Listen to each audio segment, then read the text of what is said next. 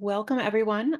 My name is Laura Domencic. I'm the Executive Director at the Erie Art Museum, and I wanted to welcome you to a special virtual talk in conversation with our special guest curators. Ana Balcazar is our guest curator and artist in residence of Entre Plantas y Mujeres, and Andrew Mroczek is our guest curator for two shows, Las Calles de Oaxaca and Chichon Revolución. Ana was born and raised in Peru, and she's a multidisciplinary artist who works on murals and canvas, exploring new ways of representing women and plants, and most often using her own image, inspired by the Peruvian rainforest in her travels, and using vibrant colors influenced by Chicha aesthetics, which we'll be discussing quite a bit today, from the popular culture of her homeland and street art. And she applies expressive brushstrokes to her large-scale paintings. Her work has been featured in solo and group exhibitions and mural festivals in Latin America, the United States, and Europe. Andrew is the Director of Exhibitions at Lesley University College of Art and Design and adjunct faculty at Northeastern University and the Massachusetts College of Art and Design. With this exhibition or series of exhibitions, we are very interested in exploring the interconnection of them. As a regional art museum, we really celebrate the generations of the artists before us and their connections to artists of their time. And with this initiative of connecting with the collection, we have invited the artist Ana to explore the museum collection and put together an exhibition involving the works that we house, but then also to be able to create works in response to that. This offers an opportunity to present multiple perspectives on collecting artwork and how it expresses and represents our culture. So, well, when we asked Ana, she explored over 8,000 objects in our collection and created works in response. And during this past year and a half now, she studied the work, and then we'll talk about her selection process from that. She was also in residence with it for a couple of months, using the space as her studio. So was creating work alongside actually viewing the works too, which I think is a really special opportunity. So Ana, thank you so much. Hi, Laura. Hi, everybody. Thanks for joining us. Hi, Andrew. Well, it's a pleasure to be here and have the opportunity to talk about this beautiful experience. You can still go to see the shows, Las Calles de Oaxaca, Revolución Chicha, and Entre Plantas y Mujeres. I think you have one more week to see Andrew's exhibition, and Entre Plantas y Mujeres is gonna be till May 12th. I would like to share with you a little bit of this beautiful experience that I had the pleasure to be as an artist in residence in the museum. Where can I start? Well, I think people should know a little bit about me. Well, you said about my mini bio, but I started going to Erie since 2021. And I wanted to get in touch with the artists and with the scene. And well, I received a lot of support from Erie Arts and Culture. And I have a couple of exhibitions there in 2022. I also participate in the Purposes Placemaking, having a mural in Ash and 12th Street. And well, I got this invitation from the museum in 2022, I think around August. And I've been traveling a lot in the last couple of years. So I went back to Erie in November 2022 to see the collection in person. Yeah, and I went through the 8,000 pieces. It was a really amazing experience. I knew from the beginning that it was a gift because nobody else gets this opportunity to see so many art pieces from a collection. And I was really curious about what was there, And what was gonna call my attention, I was being invited to curate the collection, so I thought that I wanted to go with open eyes to see what is gonna happen, you know, because you get in front of so many pieces, so many artists, so many generations and voices. And well, since I've been working with plants and women almost my whole time as an artist, and always very interested in nature, landscape, and the women representation. So ended up that I was focused on that. When I saw the collection, I noticed there was so many portraits of women, and I got interested in who's these women, why they are depicting these portraits. And there was different styles, as you will see in the exhibition. There's more traditional portraits from famous artists from Erie, and also there's like more unusual representations, but also we have common stuff in some representations that are trying to depict femininity. I would like to share a presentation so people can get an idea of what we're talking about. So let me share my screen. Okay, so connecting with the collection, it was this art residency that I did as a guest curator and artist of the permanent collection of the Erie Art Museum. I'm going to share with you a few slides of what was this experience at the museum.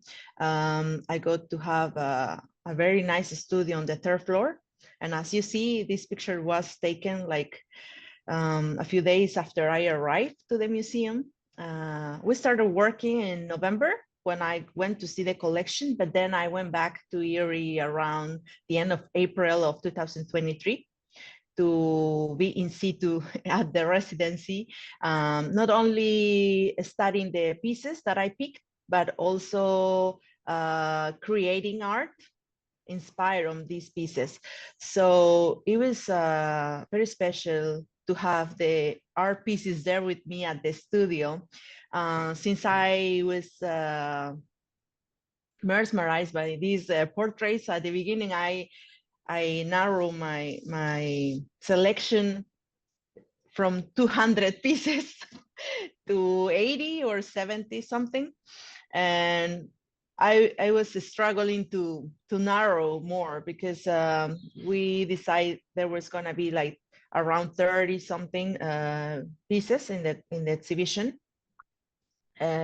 with mine included, because I was also invited to create inspired on these pieces, right? Part of this process was also interviewing some of the artists that still live in Erie or around Erie. So I went to visit Susan Kemenethi's studio and house. This was a really interesting experience to see the pieces. I mean, we have in the collection a couple of pieces of her that from the beginning caught my attention. It's just raku pieces that I used to call them the ceramics, but they correct me all the time, it's raku. And to visit her was amazing, to see also engravings, drawings, not only these raku pieces. We have in the exhibition a piece that is also an engraving. So also we had some studio visits. We opened the studio while I was working, and this was really important in the process of creation, because having feedback from people who was coming, not only feedback, but the opportunity to talk about what I was doing, it really helped me to put ideas together, because my way of working is really intuitive. And so I was just hanging, as you see in this picture, the art pieces, some on the floor, but some hanging, and I was just surround them all the time. And I used to go to the museum every day, all day to work. And I just started painting from scratch. And then I noticed these pieces come from this one, and I start narrowing more because I decide, well, I notice this really impacted me and this other didn't. And so I wanted to keep honest with that. And at the end, we have 33 pieces that I selected from the whole collection. This is the studio. As you see at the background, there's more of the pieces that are exhibiting right now. I think you can see my mouse. Yeah, like here we have these pieces. There are some of them pictures and paintings, also pictures here. This is what the process of the paintings and some other selections that I have made. So now we can have some idea of what and that after this experience. I was in the residency in the museum in the studio like for 2 months, but I have a few visits to other places to get inspired too. Then we have the final distribution in the space. We'll see this, and then I want to read the text I brought about these women. That's it when you get in. So here in this entrance, we have the Susan Kemenefi printing. Then we have from this view a few of my pieces and some others from the collection, like this Mata di watercolor painting and some other photographs in here. So this is the pieces I created, inspired in this contact. Also bringing my own culture. I use fluorescent colors to paint, and I depict some of the jungle flowers of Peru. And then at the background, we can see some other paintings that were inspiring in Mata di engravings and watercolors. She is also really colorful, and I didn't do it on purpose. Like I wasn't looking at them to paint, but I just noticed after the process that what I did came from that paintings. Also, we have a sculpture here that is not mine, it's part of the collection. I think it's Jamie Adams' sculpture. And my paintings inspire, they call the garden 1 and garden 2. And from the one on the right, I noticed I was more inspired also in Susan Kemenefi raku pieces. And I think you can see better here. It's a little pixelated on the video call, but there's another view. I, in the middle, have this other piece that I call the throne. And it was inspired in Susan Kemenefi's printing. And so it's like I empower women there. And it was next to these other women. So it's like a process. I got a comment from a friend who went to the exhibition about how she felt this process was, that you focus more on the nude and then this person start to get dressed, but it's not the same person, but it's the view that you have on women. And at the end, it's like this lady, it's a black portrait. And then my piece is more empowered, like a natural woman. Is actually a self-portrait of me in the jungle. Made in Indian ink, and it's very subtle. It's difficult to catch it in the picture.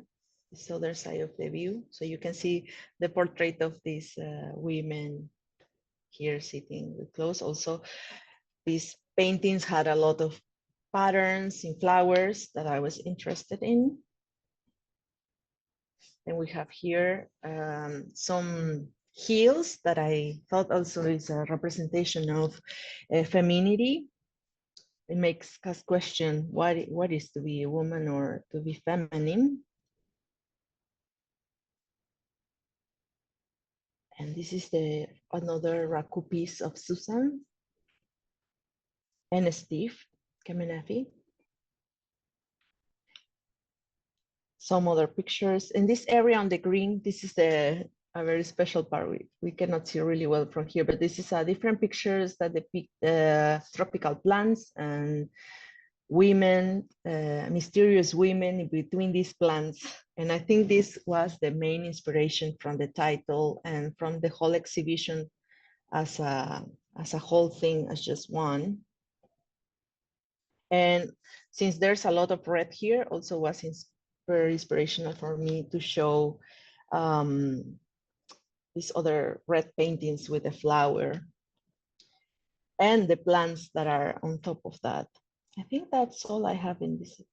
Oh, this one more. That's all I have in this presentation. And I would like to read, I don't know which picture could be best for us to see, maybe this one. I would like to read the text, sorry.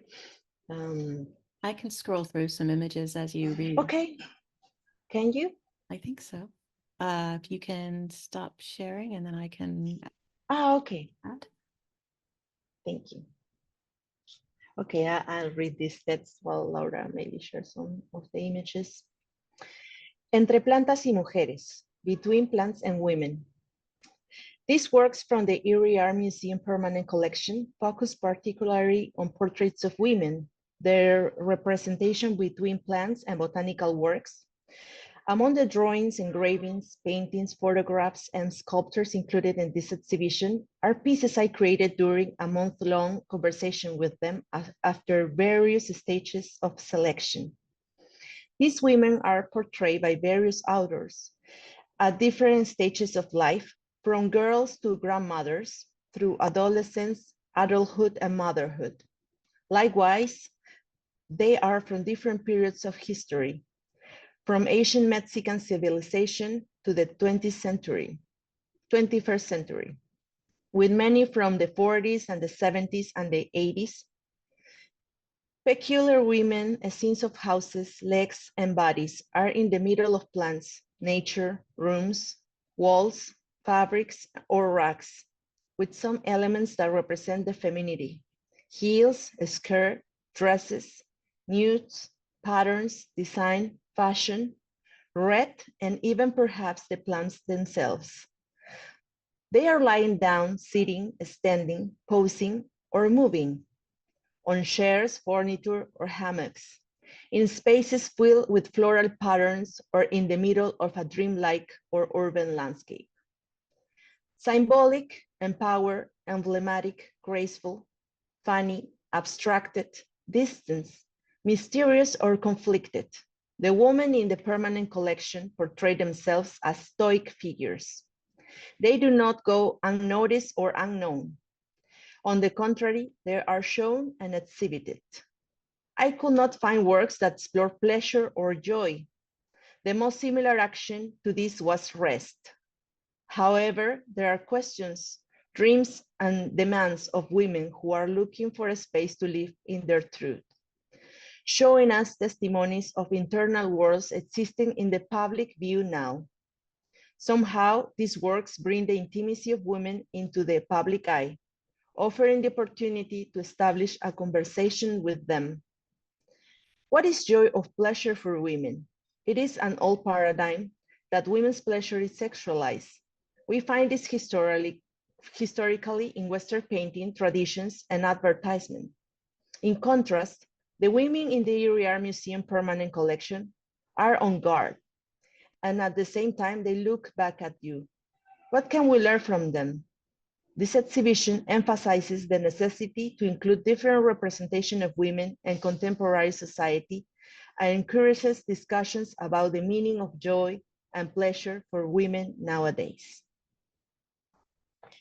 Well, this is the text I work on after painting, because I said my process is really intuitive, it's really visual, and I just flow with this. And after I finish, I start notice, not only while I was creating and when I was having the pieces with me upstairs in the studio, but when we start bringing things down, that it was a couple of weeks before opening the show, we have the time to bring things down to see how we want to display in the space, because I really wanted people to have a whole experience, not just seeing some things hanging there in a specific order, but mostly like I wanted these people to feel when they get in.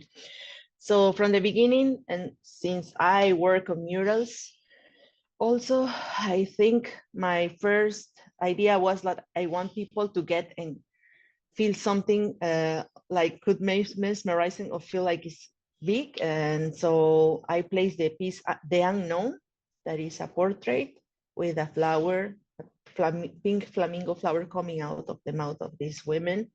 And she's looking to the unknown. You don't know what she's looking at, but she's looking at something that makes you think or feel something. Also, the size of the piece um, creates an impact, and the yellow that I just want to talk about this, Laura, but we discussed so much about the colors of the exhibition, because the exhibition before this one, it was a black and white portraits. And I'm also full of color, like my clothes right now. And it's part of the chicha culture I have. And so I wanted to bring this color to this experience, because color also, it's very important for create emotions. And as a painter, I'm all about color. And well, the museum was a little bit worried about how much this color could be, or if it was gonna be too much. And I was pushing, let's do it yellow, let's do it yellow. We try so many different yellows, because I also work in this curatorship, picking the colors for the walls, besides the distribution. And I work on like, oh, let's say maybe 25 different pieces of color to see which color we would use. And I did it by myself. I create my own. I didn't use like a Pantone. I did my own Pantone to find which one we will use. I need to see things. It's difficult just to imagine. So I needed to paint these huge paper things and put it there on the wall and see if I like to see if it's too much for the whole space. And at the end, also these tests that I did on paper, they got exhibited in Vienna with a partnership with the museum. I took some of the things that I did at the museum that they were just testing. So this other exhibition in Vienna, it is called Delante de las Plantas, Pattern and Plants. It's mostly based on the process that I had at the museum too. And it was more about showing what is behind the scenes, the process of creating an exhibition. Well, as you can see here also at the background, there's this huge red flower. I use a lot of fluorescent colors in my painting. And well, in the pictures, it's not equal to see it in the real life. They are more shine and more strong colors. But this is basically because we have this culture in Peru, like when you go to the streets, I think these pictures, you can notice more these vibrant colors. And I think when I decide to talk about what was inspired on, and I think it's mostly on my bio that you read. I didn't say too much about this in the text of the curatorship, but I think you talk about that in your text, Laura. And what was the question? What is chicha? What is the aesthetics of chicha? And I've been talking about chicha maybe since 2022 in another exhibition that I have in Tallinn, Estonia. And I was like, how can I describe it? And I was using my own words because it's part of my culture. And I think I can say it in my own terms, but then it was supposed that I have to quote someone who is a specialist on this. And I never find like a specific text that can explain what I wanted. And when Laura showed me Andrew's work, I was like, this is it. This is perfect. It works perfect next to this exhibition, Entre Plantas y Mujeres. And it gives an idea where I'm coming from too. So, well, I think we should talk with Andrew now and we can share some ideas. That sounds great. Thank you so much, Anna. So I will stop sharing and we will, oops. sorry, hand it over to Andrew. Thank you. Thank you, Laura. Thank you, Anna. I love learning more about your work, and it sort of unveils more of itself every time I hear you speak about it. Just a huge thanks again to Laura and the staff at the Erie Art Museum for taking on a couple of the exhibitions that I've curated for our galleries here at the university in Boston.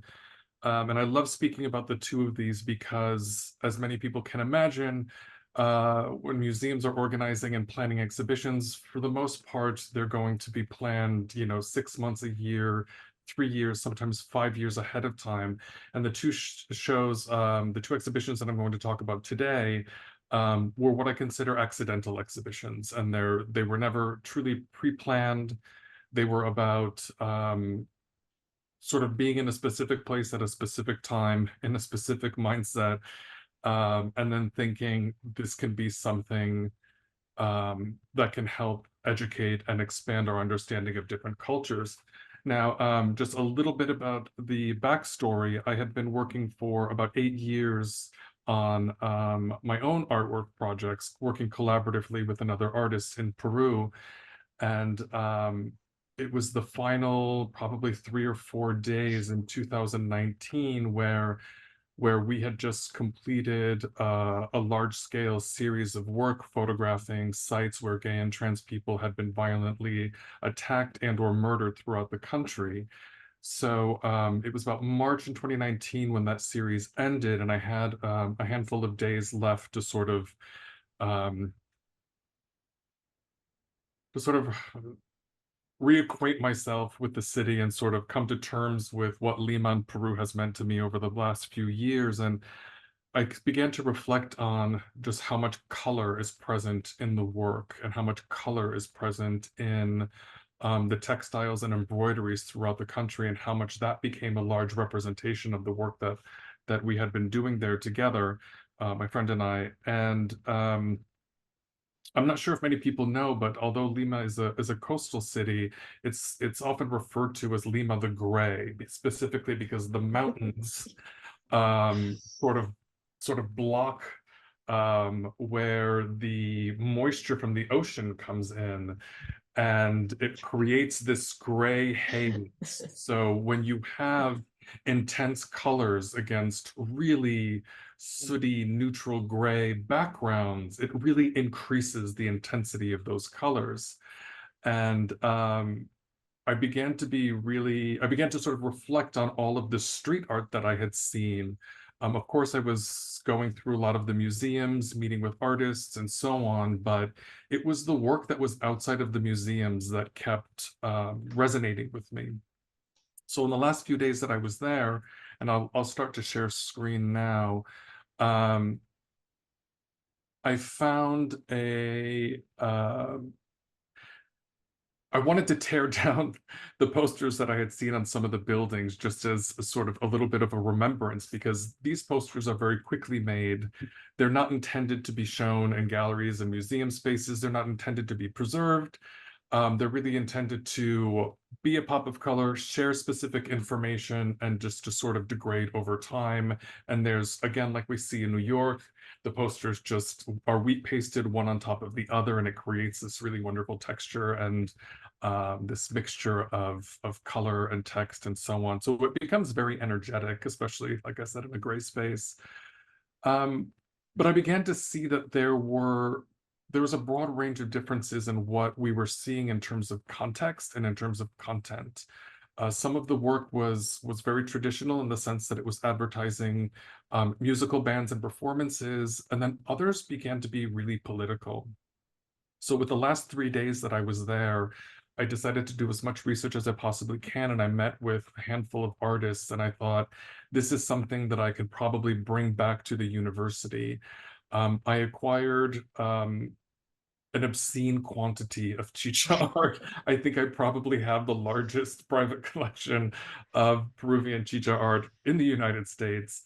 But I felt it was important. I felt it was important for students in our university to see just how using minimal materials, intense color, recycling the backs of posters that existed for other means and intentions can all of a sudden create a tremendous amount of impact. So I'm just going to share with you some images of Chicha art, and to give you a context for it, Ana mentioned that there was not a lot of information out there about the sort of historical context of what Chicha art is, and I wasn't finding a ton of it either.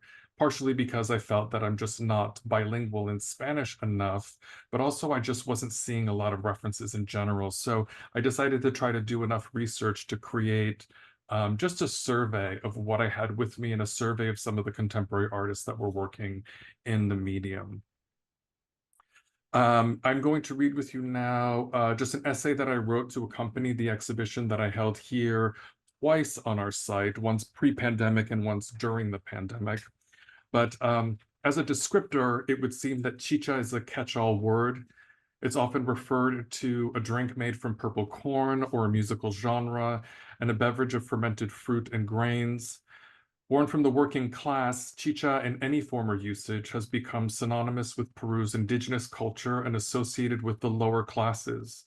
Within the last 10 years, presumably ascribable to the 2011 and 2016 elections involving the controversial Fujimori family, the chicha style of art has resurfaced as a means for artistic activism and protest.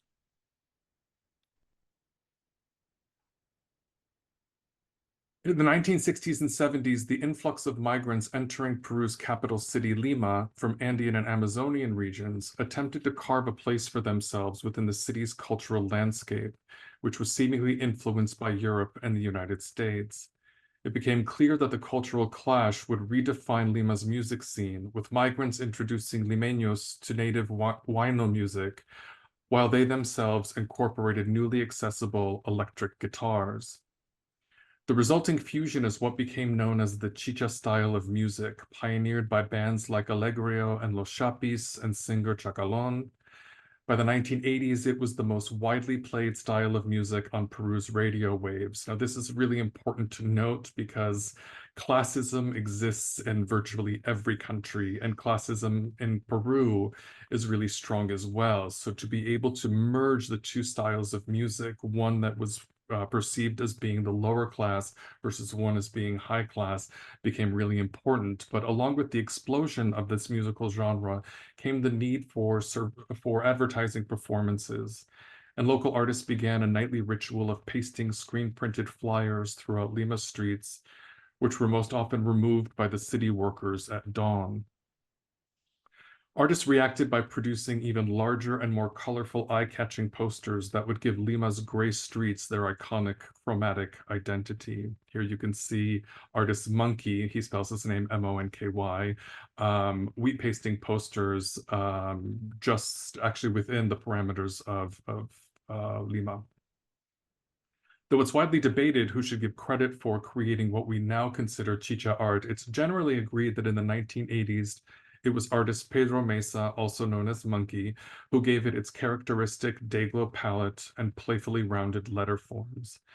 Monkey embraced the bright colors from the textiles of the indigenous people of his native Huancayo region, mimicking brightly colored embroideries with his signature fluorescent pigments, and other artists began to take notice. I did hear sort of a little side note that the reason why a lot of these fluorescent pigments were available in Peru at this time was because other countries, again, and this is completely anecdotal, apparently other countries had developed some of these pigments and found that they were toxic and were just sort of pushing them away. So I was told, I believe by Monkey, that a lot of the earlier fluorescent pigments that they were using were incredibly toxic. Which now they are not, luckily. But even as the separation of classes still heavily defines Lima society to this day, it is both chicha music and chicha art that has manifested itself as being wholly Peruvian, while maintaining its status as the oral and visual representation of the working class. Posters for musical bands would give way to screen-printed slogans, sayings, and idioms, and later for political ephemera. For many, chicha would redefine the derogatory term cholo, which is often used to describe a person of indigenous American or mestizo heritage, namely those with tan or brown skin and who have features of Amerindian ethnic groups.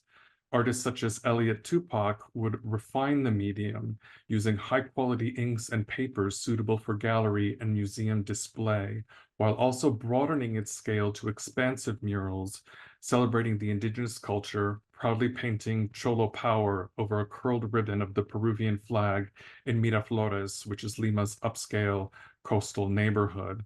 Another interesting side note when discussing Chicha art with Elliot, I mentioned that the now younger artists who are sort of embracing this, that are coming out of the woodwork, are becoming heavily political, and Elliot said that he tends not to go political. He tends to sort of elevate the native indigenous tribes, but he sort of stays away from politics, which I also found very interesting. But then this is a space that was created for the younger artists to come in.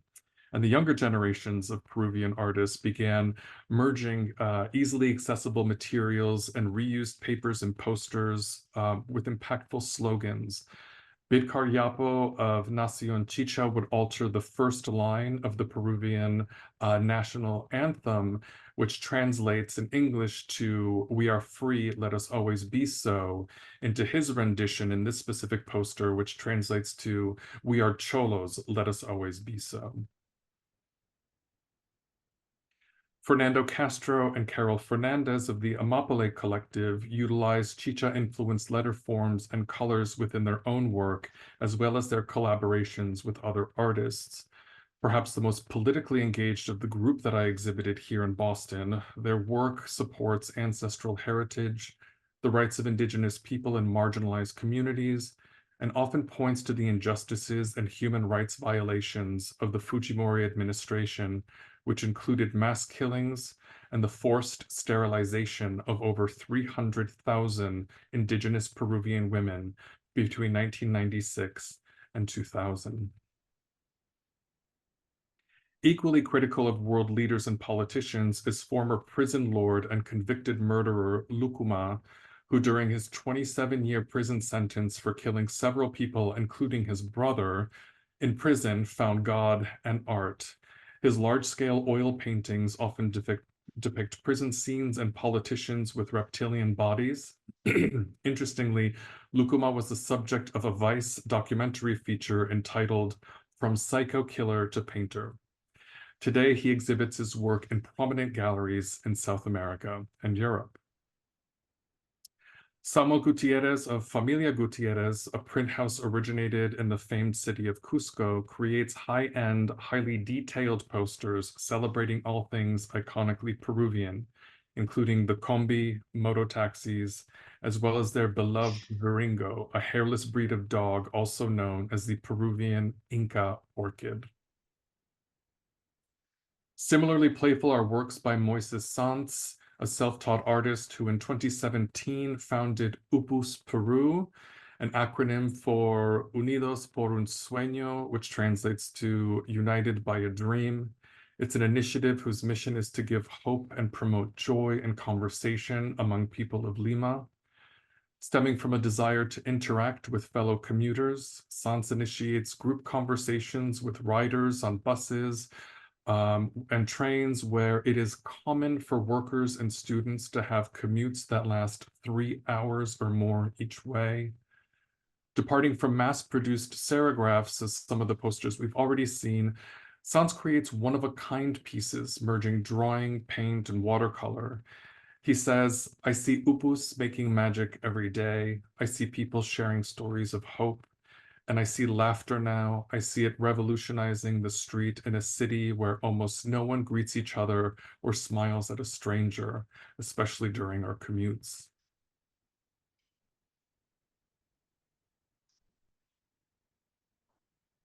It's impossible to ignore Sanz's sentiment as buses full of commuters noisily make their way through the crowded streets of Lima. It's quite rare to see passengers engage with each other. Perhaps that's common in any large city, but equally undeniable is the joyous, celebratory spirit of those with indigenous roots. As the sun sets in Lima, In the local bars and restaurants filled with patrons, one can't help but hear conversations and laughter commingle with vibrant upstrokes of Chicha music's pentatonic scale. This is where I believe Chicha art truly lives. It's born from a spirited people whose ancestral roots are both brilliant and fluorescent. Those were just some installation photographs from one of the iterations that I highlighted here at Leicester University's College of Art and Design. Because Chicha art is never intended to be sort of hung, except for workers like Elliot Tupac and maybe Familia Gutierrez, a lot of the other pieces we installed throughout non-gallery, formal gallery spaces in the building to sort of honor the integrity of that work. But during the pandemic, we had to shut down the building, and our main gallery is surrounded on 3 sides by windows. During that time, I thought, well, now I could look at this in a really different way. So I reinstalled an iteration of the exhibition on the walls facing the exterior of the galleries, so that as the streets were silent and people were quarantined, those who were able to drive by or walk by can see something interesting and intense color and content from Peru. The show was entitled Revolución Chicha, and I did work with Monkey to create a specific custom piece to title the exhibition, which he made specifically for me, printing on canvas rather than on reused paper.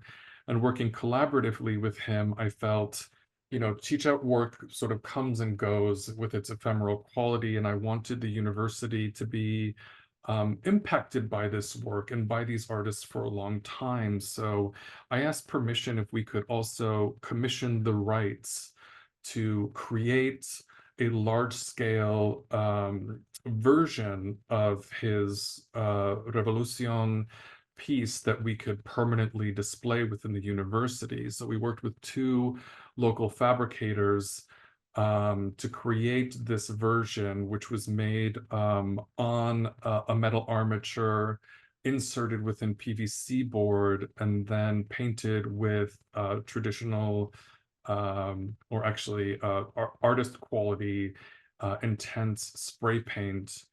You can see sort of the scale here, as well as acrylic that will hang in the atrium of the art school. Now, this was the end of 2019.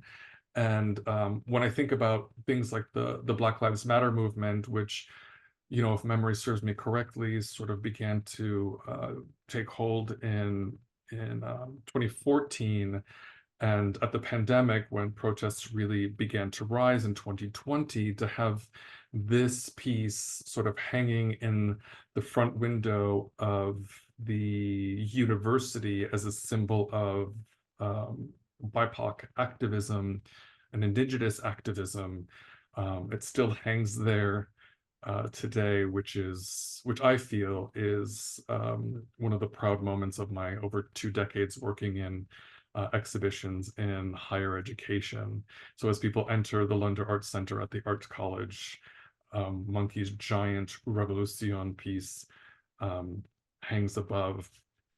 But I mentioned that, this was just a handful of days in Peru, my final days on my last trip there in 2019, and all of a sudden it became this large-scale exhibition that was planned to travel to embassies throughout the U.S. to U.S. and Canada, which ended up being put on hold because of COVID. So I feel very fortunate that Laura found this bridge between Anna's work and the Chicha work that I had. But Laura had come to the college, to Leslie Art and Design, to view the Oaxaca exhibition that I had curated first. And once again, the Oaxaca show, which is up now in the Erie Museum as well, a much larger version. I increased the work because the Erie Museum was much larger than my space. I was in Oaxaca in 2023 And I had planned to be there for about 2 weeks. And within the first day that I arrived there, I had been notified that a close family member had passed away. And so I only had 3 days in the city. It was my first time returning to Oaxaca in over 20 years.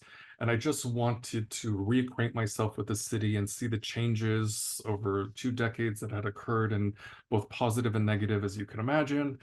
But I kept seeing something really interesting, which was the amount of street art that was there, and the murals and the wheat pasted pieces were really devoid of color. They were primarily black and white. Some had a single color introduced with them, but they were heavily, heavily political. And so as I'm sort of mourning the emotional situation that I'm in with my family, I've just become entranced by what I was seeing in the streets. And I knew that something interesting was emerging. So during my time there in those 3 days, I was able to track down the artists that were creating these works. And I met with them, and I found out that they were an underground artist collective called Subterráneos, which translates to underground. But what I learned was incredibly fascinating, in that it was a collective that sort of accidentally happened. A master printmaker had a studio, and there seemed to be a lot of interest between young Oaxacan people who just were entranced by how political Mario Guzman, the master printmaker's work was, and asked if they could maybe work with him. And so Mario said to him, and I'm paraphrasing here, if you come to my studio and you let me show you how the process works, maybe all of you as youth can collaborate together and make these incredibly large linocut prints that we can, or that they can, print on really cheap newsprint or tissue papers and wheat paste throughout Oaxaca, guerrilla style, to get the message across about what's actually happening in Oaxaca, that the government and the media, the government-controlled media, are really not allowed to discuss openly. Andrew, Yeah. the last few slides, at least for me, have been kind of overlapping each other strangely. Oh. Can I share my screen of some of the images? Oh, sure. Or I can go back and maybe go slowly to give time to load. Just there, it's kind of a collage of the previous image, and then Oh, sure. so Let let me me stop try. sharing. Well, that Yeah. looked better. Okay, let me try. Okay. No I don't problem. have your images, but at least we can, I don't know if that was happening for other folks or not. But this at least is images of the show that's currently up at the museum. So this is a larger sort of I went back to Oaxaca. So I was collecting that work in 2022. I had met with Laura, who saw the show, and inquired on whether the show could travel, and I thought absolutely. I went back last year, and I was able to work with the collective again. They had just completed a larger series about gentrification, about merchants, and about the lack of respect for Oaxacan families and Oaxacan people, especially Oaxacan women who are working the land. If you can scroll through some of those, people can be able to see some of those, Laura.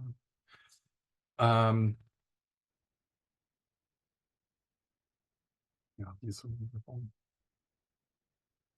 So this showed some of the images that you had taken of them, repasting it there. And I just wanted to mention that that's where we got the kind of yellow ochre background for when we put it up at the museum. And we were debating on whether to just try to do a flat color. And then, in talking with the staff, it was like, oh no, let's go ahead and hand paint it and have at least some gesture of that texture. That to at least not to mimic or replicate, but at least to give a hint of what the original would look like. It's also wonderful because I think that the artists in Subterráneos are not interested in preservation of this work necessarily, but what they do is they create smaller versions of these pieces they print some of these plates, which some of these figures are 8 feet tall that you're seeing here, onto fabric. And those are the ones that they feel can be additioned, can be installed in museums, and so on. These are the 3 most recent ones that I was able to bring back. Laura, And can the I try tallest one sharing? here being literally 12 feet. So they're really quite massive. And these are all done by linocut, which is a process similar to what we know of as linoleum flooring, essentially, except it's smooth surface. It's about 1/8 to 1/4 inch thick. The artists draw directly on the linoleum, and then they carve out with various tools the spaces that they don't want printed. So all of the dark areas that you see here are the remaining untouched pieces of linoleum that they are able to ink and run through a press.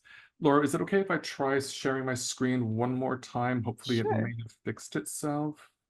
Sure. Let me see. Go ahead. Let's try this one more time. Is it still layered? I mean, now we can see the whole thing, 2 pictures at the same time, but complete, and the Okay. slide in the down part. I think that works better than the Okay. I will collage. move. Let me know if I'm just so anxious and eager to show the images of the young artists sort of working. Please. Yeah, So they're feel wonderful. free to chime in, but this is actually in the studio where you can see the large press here that they're working on.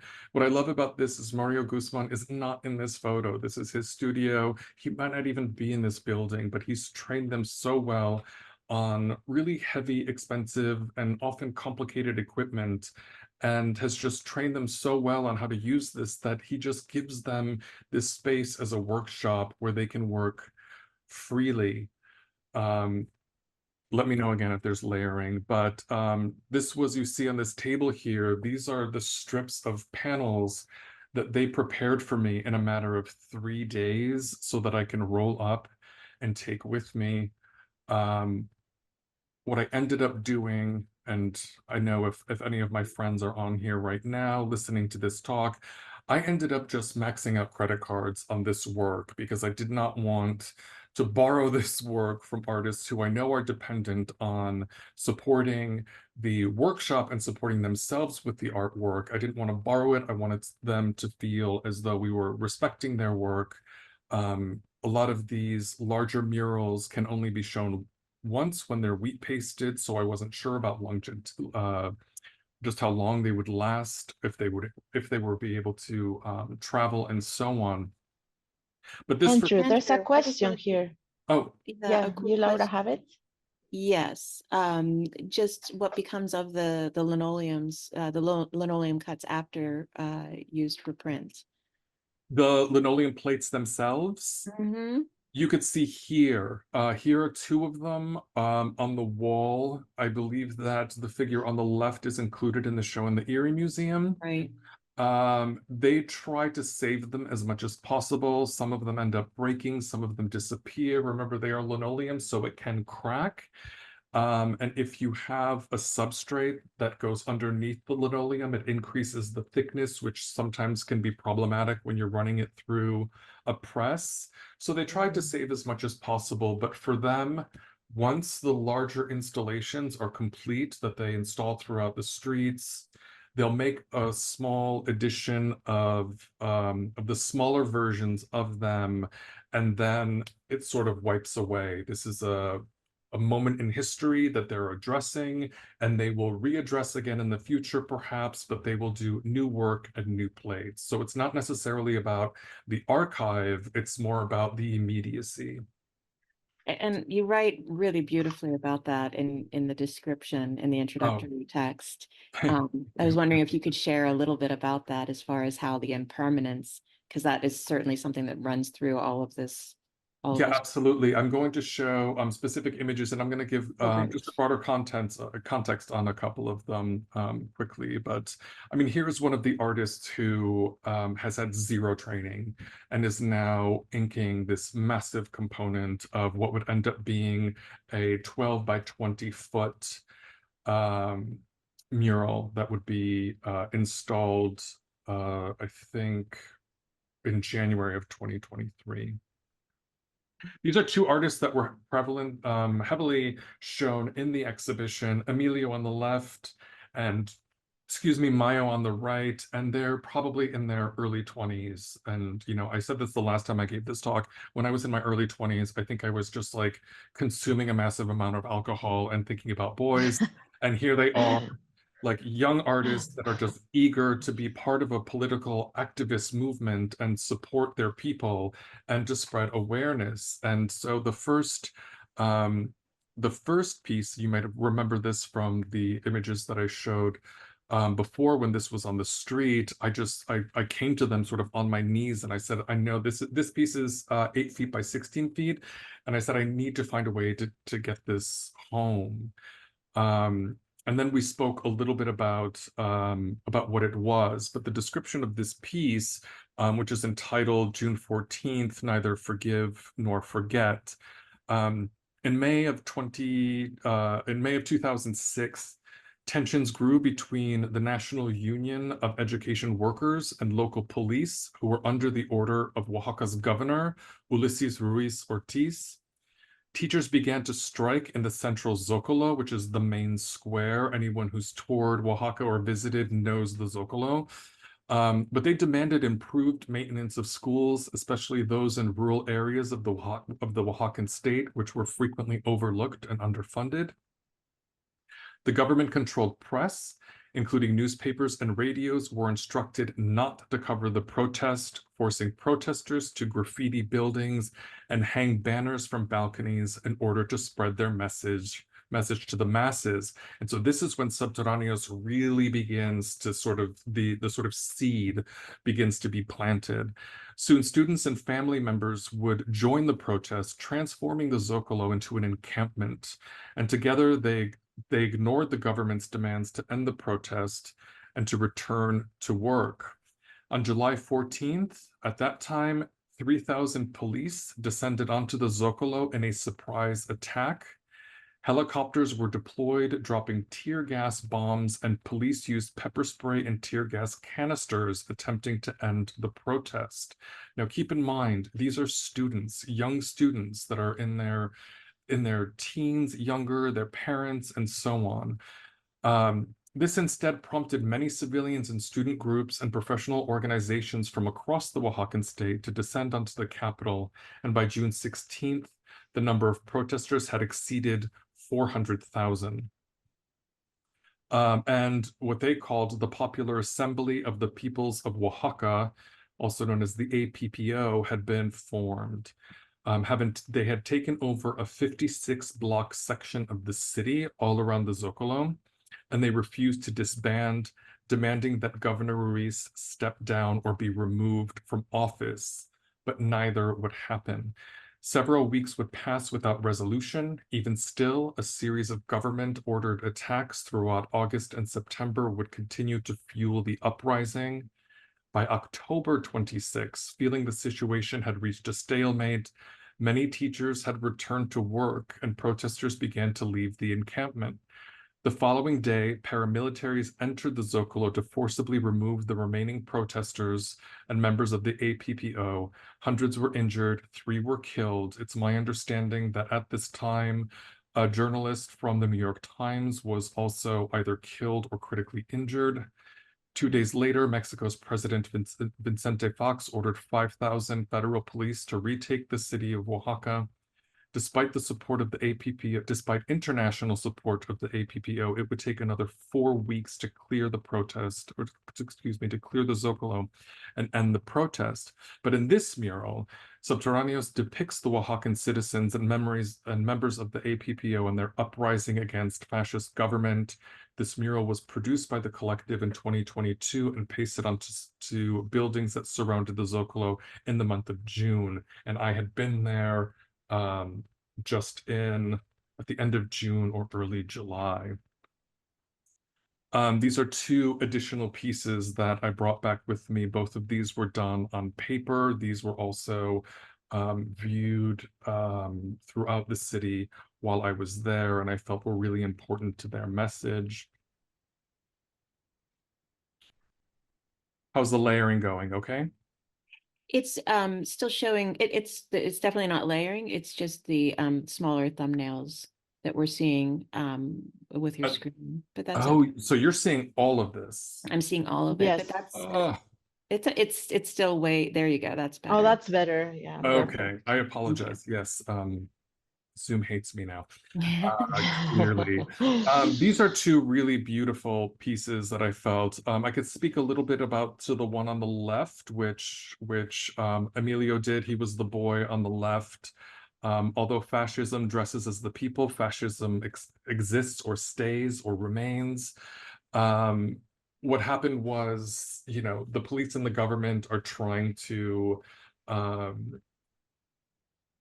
sort of put what happened in the Zocalo onto the back burner, and they're trying to create a new image for the police and their military. So here is a depiction of the military, a military police force person holding a pineapple, which references the dance of the piñas, a pineapple dance, a traditional Oaxacan dance. And Amelia wants to remind people that no matter how much they pretend to be one of us, one of them, that the police will always be fascist. They are always under this fascist agenda. This is a great piece that I enjoy by Enrique Mojo.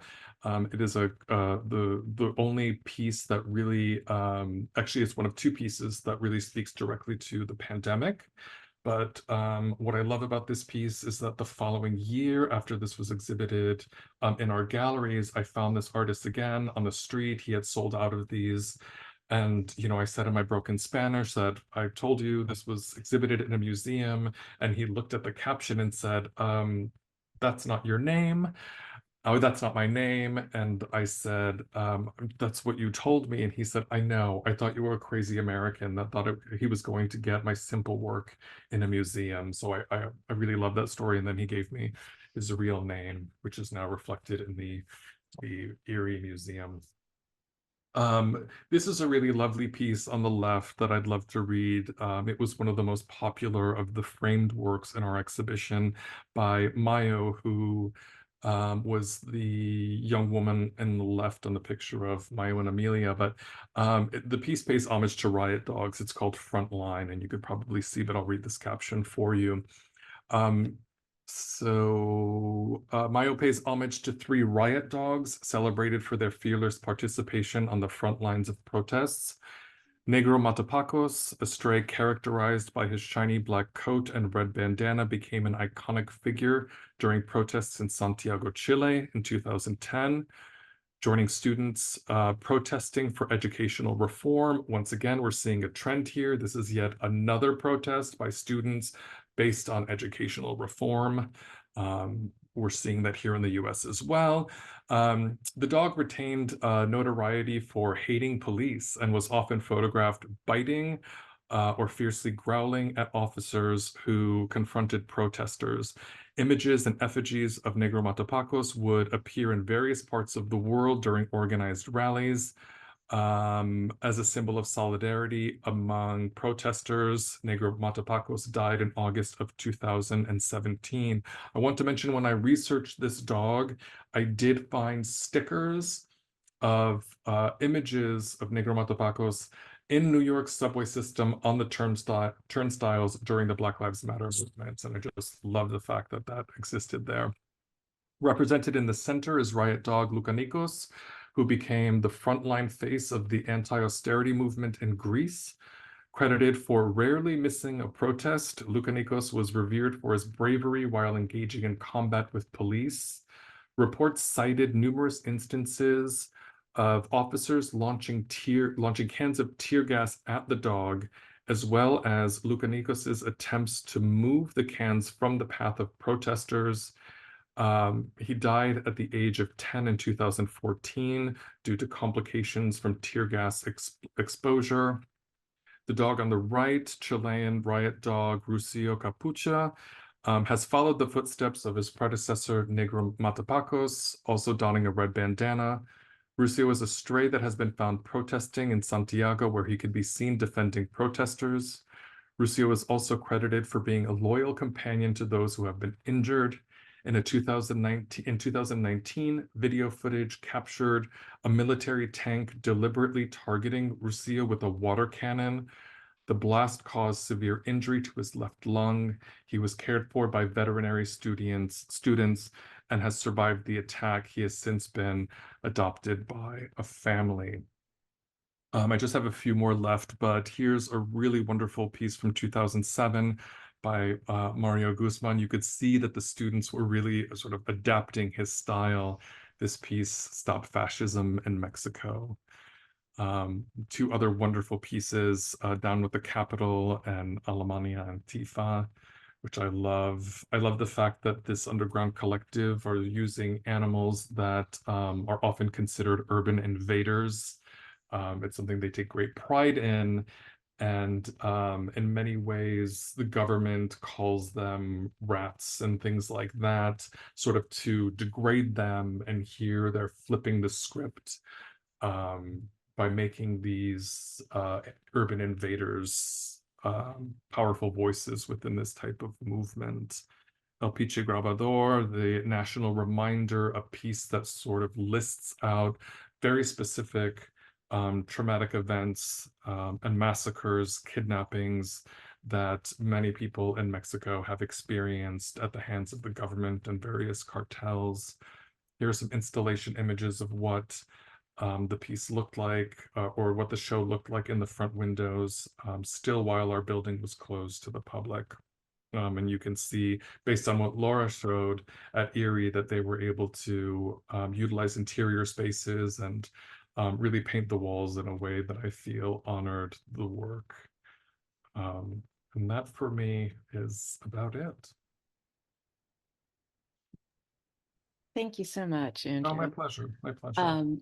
I really love how these exhibitions kind of intersected in an unexpected way. And I think what you had talked about initially about how when planning shows, they can be in process for a couple of years, but the nature of the work really kind of and your experience of it really evolved and was very completely opposite as far as the process is concerned. Sure. And I think there's something about that kind of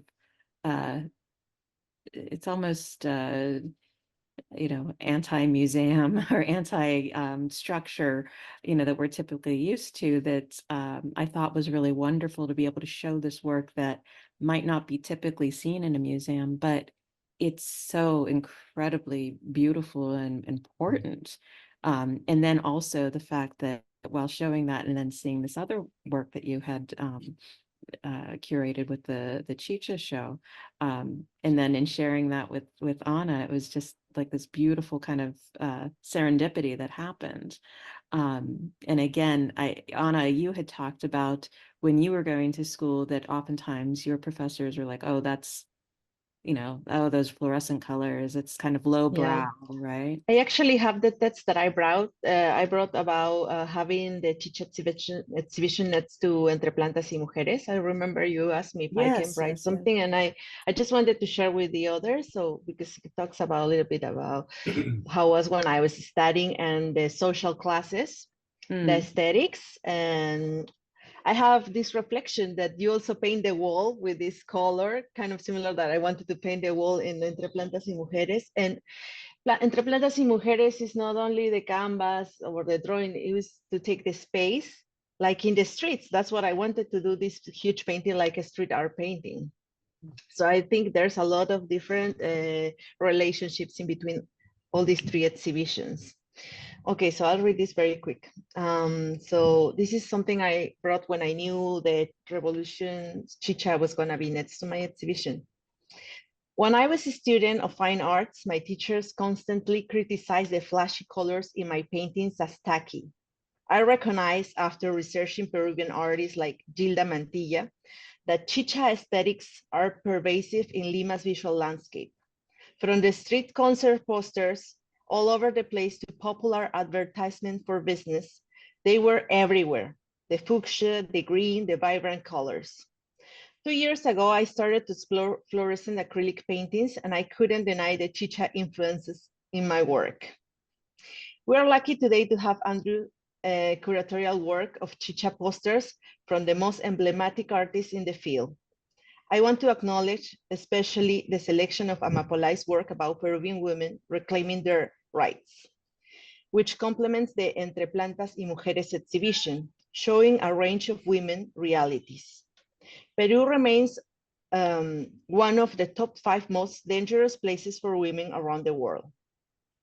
Works such as Vivas Nos Queremos, We Want Us Alive, and Esterilizaciones Forzadas, Forced Sterilizations, come from women demanding an end to the violence against them. In the 90s, thousands of women were sterilized without knowing, masking in the frame of a national program of family planning to fight poverty. Then in 2019, A.B. Agreda was burned in a bus by a man who was supposedly in love with her. After several cases of violence against women, women from Peru organized a mass protest to say, ni una menos, not even one less. One of the most current slogans, it is, Vivas Nos Queremos. Like, we want to stay alive. That was the text. I was inspired to have your exhibition next to mine, and the pieces that Laura picked from Amapolai's work too. It's interesting that I mean, Peru, again, like it's not, it doesn't go without saying that I'm a 6'4", first generation Polish American male coming from the United States to a country, of brown people, indigenous people, and I did struggle quite a bit with my own studio work that I was doing there, but I did struggle with, how to work with these artists, how to respect the intention of their work, to respect the sites where they wanted their work to be. But it also brought my attention about this piece on the right specifically, because the piece on the right was exhibited in the Lugar de la Memoria, which is the Memory Museum in Lima. And it was part of a large-scale exhibition of political work. And apparently this poster specifically, that I'm fortunate to be able to have in my collection, was the poster that really was the straw that broke the camel's back for the Peruvian government. And they ended up shutting down the exhibition and firing the staff of the museum for hosting an exhibition of this type. Now, fast forward years later, my collaborator and I were showing at that exact same museum a series called Fatherland, where we were documenting the sites of places where gay and trans people were murdered throughout the country in photographs and text. And one of the congressmen in Peru, in disguise, had come into the gallery to get a tour. He literally wore a cap, sunglasses, and I think a fake beard of some sort. This is all in photographs, documented. And he saw I know these stories. he was like, it was documented of him coming in there. And once he saw our photographic work, which was very much activist work, which was very much in line with shedding light on what was happening there, my collaborator and I, he's Peruvian, from Peru, called me and said, I need you to know something, that the museum is going to close down the show early, and they fired the curators and the support staff for our exhibition. And so it reminded me that,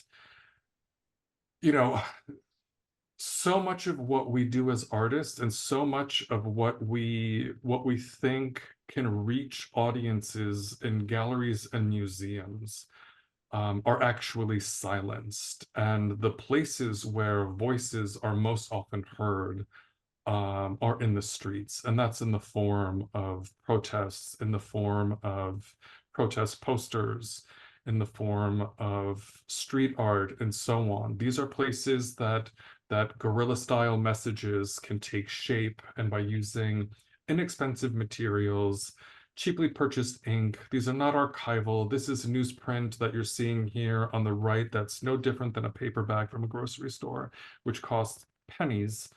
Can actually both educate the public and infuriate a government that is fascist. And I find that to be one of the most powerful things and powerful examples of what art can do, whether you are trained or not. I would like to say something like, the streets are very special. You can go and express your voice in a wall, with permission, without permission. You do it. You have this motivation, you have something to say. But we do get shut down. Like, I was in a protest in 2020. We hadn't had a president in the last like 6 years that is ending his whole period. That is supposed to be 5 years. We were changing almost like year and a half, because it's really crazy here in the politics. And so we were protesting because they put someone else we didn't pick for a president in 2020. One of the congressmen took the power, and they just decided the president should go. I can't explain these laws in English, but we went to protest. It was a big protest that lasted like 1 week. And we did paint in the walls. We had a day that was the biggest day where there killed people, and there was two young guys, well, that died, and a few were injured. So we went to paint on the street like these huge portraits with all the graffiti scene and crews here in Lima that got together for the first time to do something together, to protest. And we went to paint this mural, and we painted like for a few days. And when it was end up, the opposite political group came during the night to erase it, and the next day wasn't there anymore. And well, there was investigations who erased it and everything, but the thing is, like, were more paintings about that everywhere. Yeah, you can be banned, but there's a strong voice of the streets that you can always go back. But it's not that it's just there and everybody's celebrating that it's there. It's controversial too. I just wanted to say that. Yeah, And no, Laura, I that's think maybe we can ask people if they want to ask something, and we continue talking. sure, of course. I know, yes, if people do have questions, please feel free. I know we went a little bit over, but I hate to stop the conversation. So if you do have some questions, please feel free to put them in the chat. But yeah, I guess I just also wanted to say that that's, it is obviously when you're having work that is publicly displayed, created in a public space, in such a place of conflict, that that's a whole level of a whole different level of interaction and communication with the immediate issues at play, instead of it being within kind of the protected walls to a certain in a large extent of museums. Although that experience is something I personally am very far removed from in that sense. I think that the fact that you've had that experience and that you both have witnessed that, and how much I feel, there may be some layers of obviously protest that has happened, recently within the United States, but how your impressions of that kind of action differs here in the US in comparison. I don't think you can answer, Andrew, because I don't think I can have an opinion about the US. Yeah, I mean, it's such a layered question, but one distinction that I see, and one thing that I see that sort of elevates, and what I think is very clever about what I see happening, south of the borders of the southern borders of the U.S. Number one, I think that the U.S. has systems of protection in place, in part for protesters. It often fails.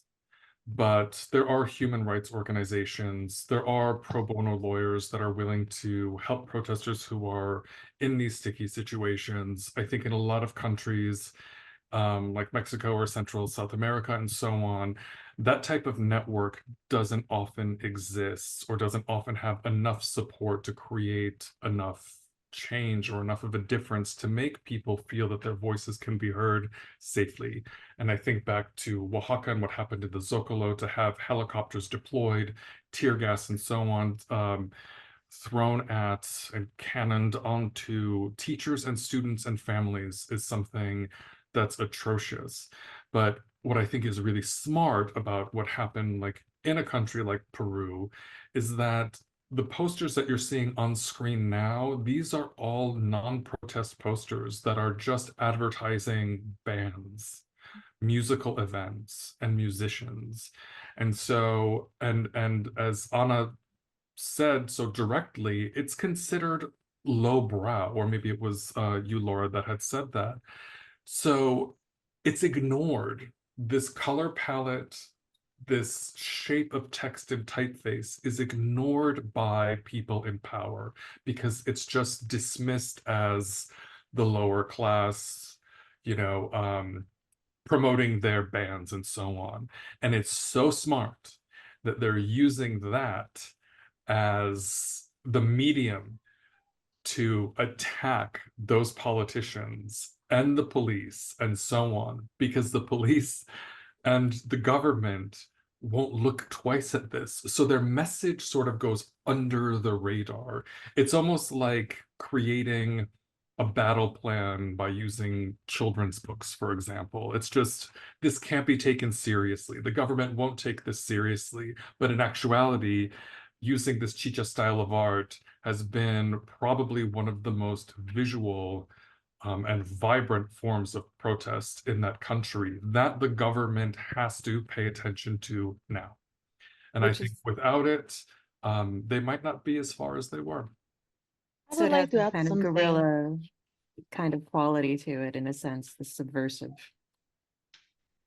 Yeah, Here's a I had question. this reflection. I'm sorry, I just want to add very Yes, quick please. that I had a reflection about this in contrast with muralism or graffiti. There is just like one tag or a painting that you do has to do more, with doing like one piece, like masterpiece. But these Chicha posters and Oaxaca printings, they are prints, so they can be produced massively and you can paste hundreds. So that's the difference. And it's really more related to paste street art. And I think that's the power, that the repetition you can do from something that is massive. And I also took for granted all these posters my whole life. I just acknowledged that I have it in me a few years ago, not something that I thought all the time before. It just came out in my art, and then I had this reflection that this was there all the time. And since we have this exhibition now, when I am here in Peru and I'm on the street, I'm always looking at them because they are everywhere, really. I was like, oh yeah, the Chicha Revolution exhibition. Take I'm them like for so me, happy to steal see them. them for me. I want more. That's I think great. we Yeah, have, there is yeah. a wonderful history, of a very powerful history of the printing press and just posters and newspapers and all of that being a great way to distribute, and how that dissemination of information is so critical in many ways. So there was a question for Andrew from Teresa, that the recent exhibition of the black and white protest revolutionary lino cuts exist. do they exist as a collection in a book or other publication? I love the question. Not yet. It's something that I've really considered, and it's something that I'm considering for the Chicha work, but that takes funding. So Yes. I will apply for grant funding, but I also think that it's important that all accompanying text and the context for this work within a publication has to come from the people who are of the country and so on. So I am so happy and would be completely honored to be a facilitator of that. But I think the language and so on that accompanies this work, the Chicha work has to come from Peru, and the Oaxaca work has to come from the voices of the artists who are creating the work and scholars from that area as well. But again, I'm happy and would be thrilled to facilitate that. And it's in the books for me somewhere, I hope. It's just, I'm full of, Laura, we have free time. We have tons of free time, right? Yes, I know. Well, it just makes me wonder, with Mario's, amazing, Subterraneous Collective, if there would be a way for that group in particular, or maybe some of their contacts, to actually have it printed, as far as the Las Calles exhibition, to have that printed there, so it actually is contributing to what they're doing. One thing that I found, though, and apologies for interrupting, but No. one thing that I found that's interesting is that when international audiences begin to pay attention to work like the Chicha work in Las Calles, the likelihood of books being published and the likelihood of their work being archived from a cultural standpoint increases, because something that was considered, once again, lowbrow is now being seen as really important in other countries. And so all of a sudden we have to recalibrate our thinking on this work and our thinking of the power of this work. So it is interesting how those that recognition from outside can really change what is considered important. Yeah, I think that's a great point. And also then, just another comment for Anna, that so much appreciation for the artwork and curating from the Erie Art Museum collection.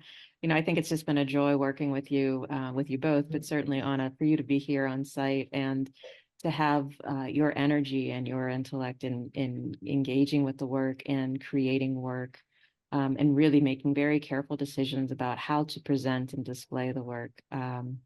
I think has been a wonderful way to connect with people that we would not have had the chance otherwise. And it also shows work that it helps us as a relatively new staff to the museum to rediscover works and put a new context to it as well. I think that we haven't talked too much about the collection pieces. 1 hour is not enough to talk about 33 pieces. Right. But the exhibition is still gonna be till May 12th, if you can go, and maybe after we'll show more pictures of the show with the pieces of the collection that are really the inspiration for the whole creation I made. And so I wanted to say about the Chicha Revolution exhibition, about the posters and the Chicha aesthetic coming from the Chicha culture. There's a few books about that. There's one that it was released a few years ago, and I will give you the names if people want to know. One is the advertisement part, and talks about how this comes from the jungle advertisement style. And so in the 70s, there was this myth of the new wave, but the new wave in Peru was projected in the psychedelic cumbia, the psychedelic chicha music. So people, please, you can look for chicha psychedelics. And so the jungle, people try this medicine, the ayahuasca. They have these spiritual trips. And so they see a lot of flashy colors on these trips. So also, if you look through jungle paintings, they talk mostly about ayahuasca, the connection with the plants, and they use all these flashy colors on the paintings, but they're mostly paintings, very really figurative. And I think that type of colors also went into these posters. It was not only that the anilinas, that is the pigment that is so toxic that came to Peru in those years, but I think it's also related with the cumbia and psychedelics of the plants of the jungle. Oh, that's great. Yeah. Yeah, I would love to learn more about that. Well, again, I just want to thank everybody for joining us. And again, thank you to Anna and to Andrew for sharing your work with us. I think that, you know, it's just been a pleasure again to work with you and to share this remarkable artistry. It's just been a joy. So thank you again. And just to reiterate that Anna's show will be up through May 12th. And the Las Calles de Oaxaca and the Revolución Chicha will be up through February 18th. So we do have a couple of more weeks of that. So please do come down and see the work. Thank you. Thank you, Laura. Thank you.